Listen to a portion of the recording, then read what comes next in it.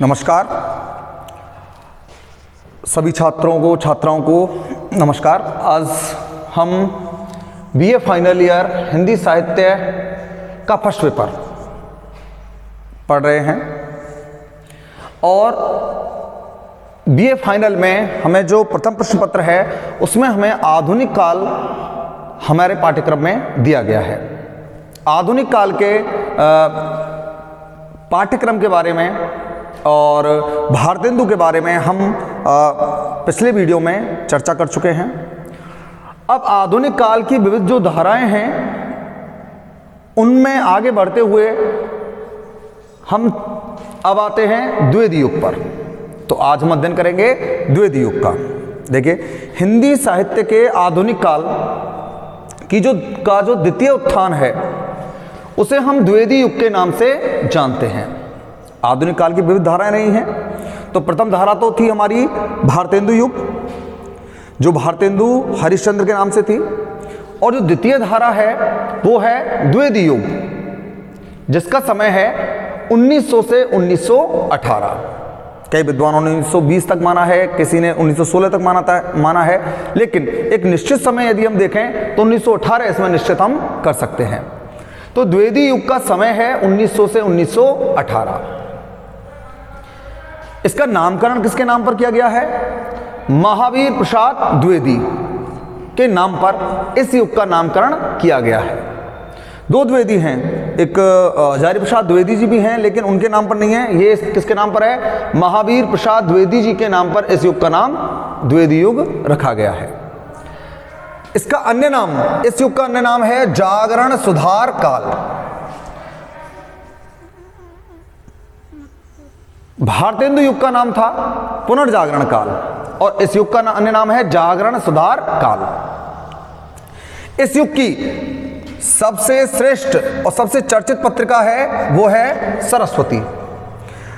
आचार्य महावीर प्रसाद द्विवेदी जी जो थे, उन्होंने सरस्वती का संपादन कर हिंदी साहित्य को बहुत ही महत्वपूर्ण योगदान दिया है इस पत्रिका के माध्यम से। ये श्रेष्ठ निबंधकार रहे हैं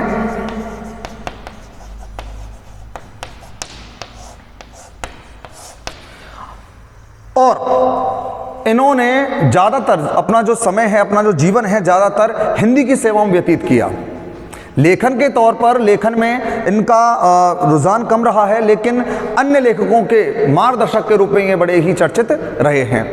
द्विवेदी जी, महावीर प्रसाद द्विवेदी जी जो हैं, उन्होंने सरस्वती पत्रिका के माध्यम से हिंदी, खड़ी बोली हिंदी की मानकता अर्थात शुद्धता पर विशेष जोर दिया, विशेष प्रभाव डाला और यह प्रभाव इनके युग के कवियों में और इसके द्विवेदी युग की प्रवृत्तियों में हमें साफ साफ देखने को मिलता है।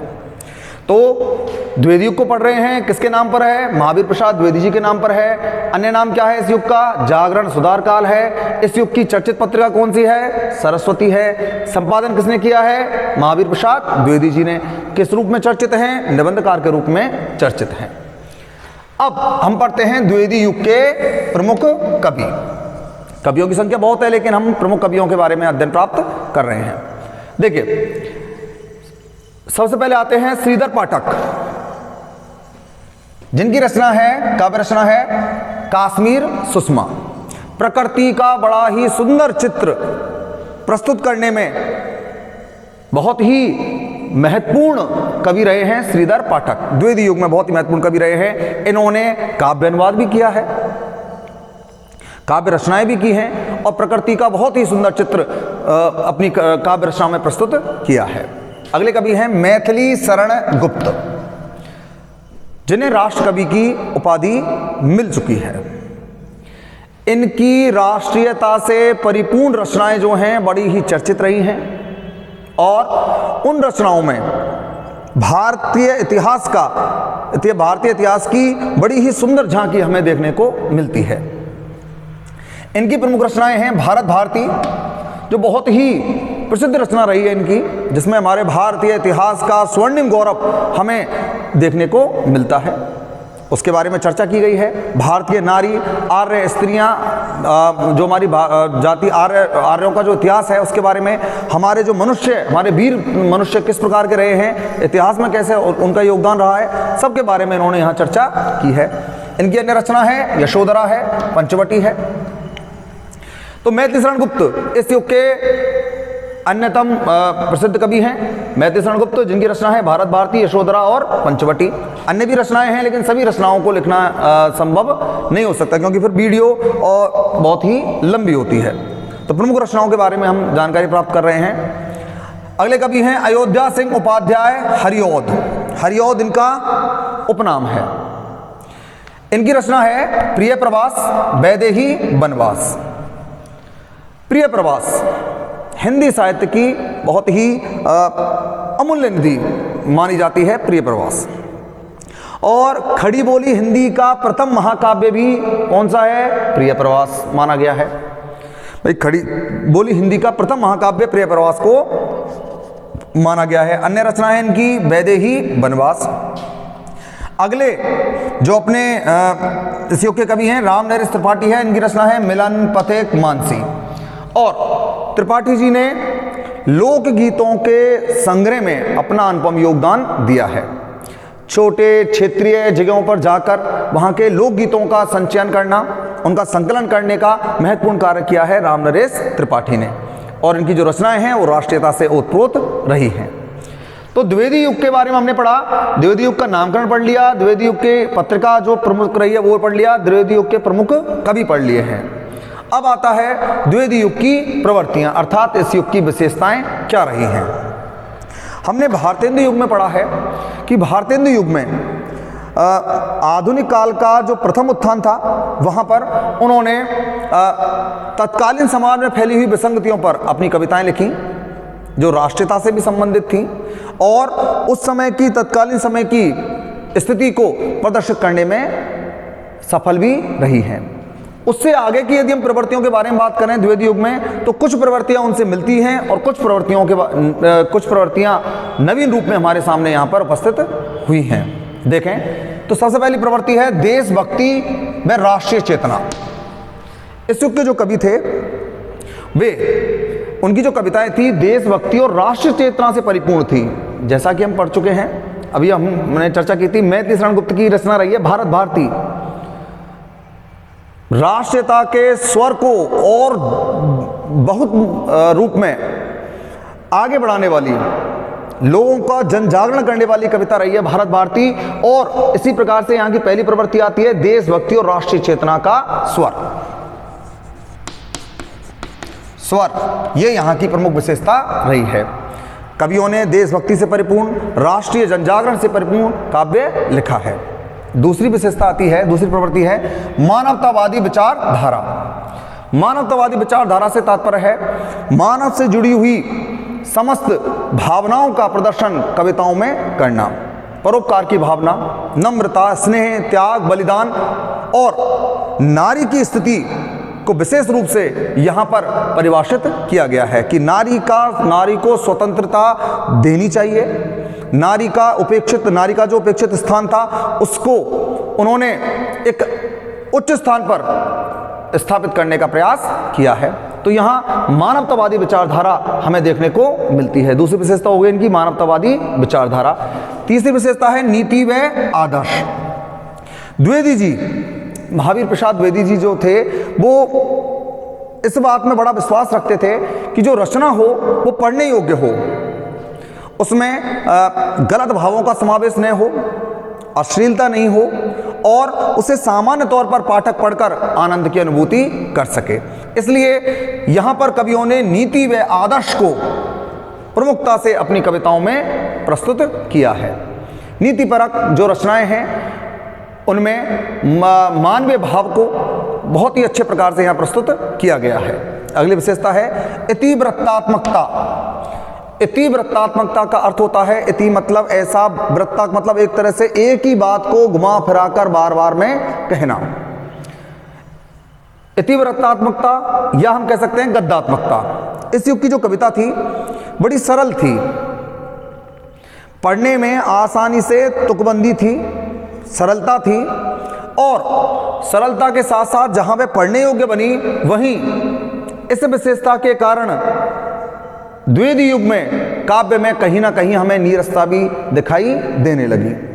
सामान्य तौर की पंक्तियों को पढ़ना, उनमें कोई ज़्यादा कला या उनको बढ़ चढ़कर उनमें कोई भी अलंकार या किसी विशेष छंद का या विशेष काव्य रीति, काव्य गुणों का आदि का सामान्य प्रयोग करना, इस प्रकार से यहाँ की जो ये विशेषता है इतिवृत्तात्मकता की, एक ही बात को घुमा फिरा कर कहना, राष्ट्रीय चेतना के बारे में बार बार में बात करना, नीति और आदर्श को बार बार में प्रस्तुत करना। तो यहाँ एक तौर पर एक दृष्टि से देखें तो बहुत ही अच्छी विशेषता थी, लेकिन दूसरी ओर इसी विशेषता ने द्विवेदी युग में नीरसता भी कहीं ना कहीं उत्पन्न की है। अगली विशेषता देखते हैं, भाषा परिवर्तन। ये सबसे महत्वपूर्ण विशेषता है।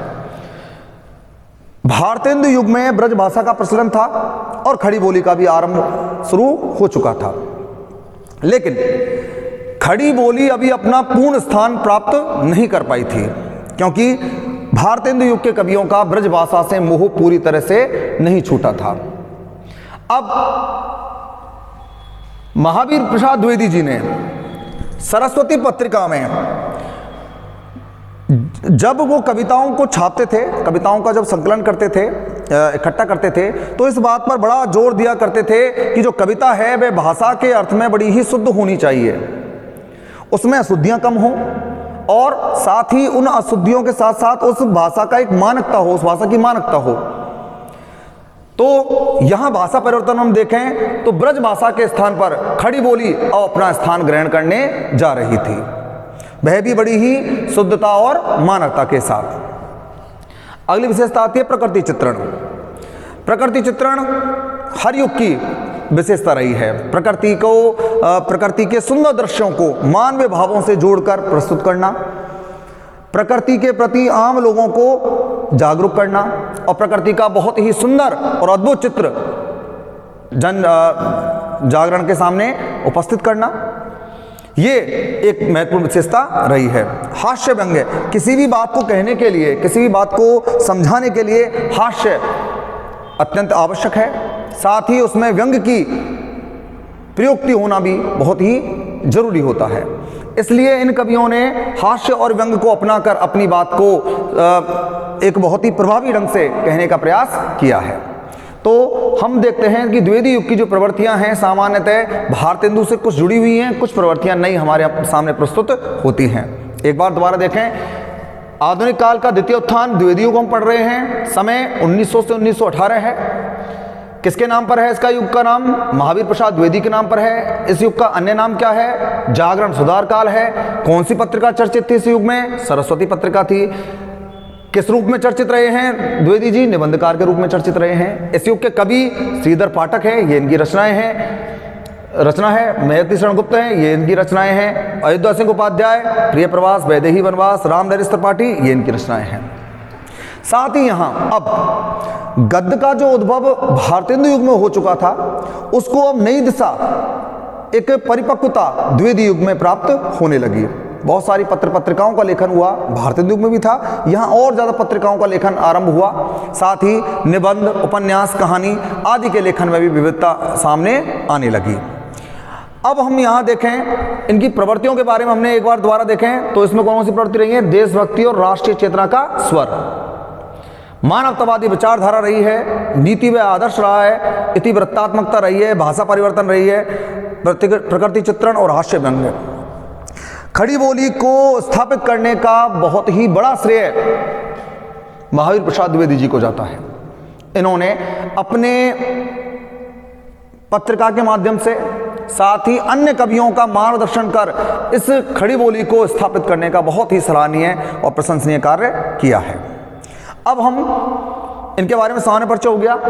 अब हम जब हमारा विस्तृत अध्ययन करेंगे तो हम हमारे पाठ्यक्रम में दिए हुए कवियों के बारे में विस्तृत चर्चा करेंगे। एक एक कवि को हम विस्तार से पढ़ेंगे।